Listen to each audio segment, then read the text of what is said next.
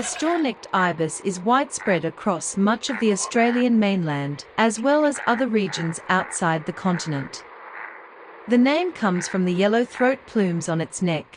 It also has a glossy blue-black back and wings with metallic shine colors. The straw-necked ibis has earned its nickname of farmer's friend by feeding on grasshoppers and locusts.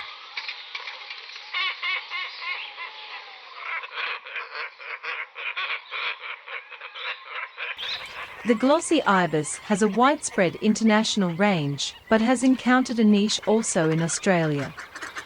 It gets its glossy title from an iridescent green and purple gloss that is visible in the right lighting. Feeds mostly on ponds and wetlands. The more widely known ibis is the Australian white ibis, once believed to be related to the African Sacred Ibis, but it is an Australian native bird. They tend to be opportunistic scavengers, are spread in urban areas like pigeons are in other main cities in the world.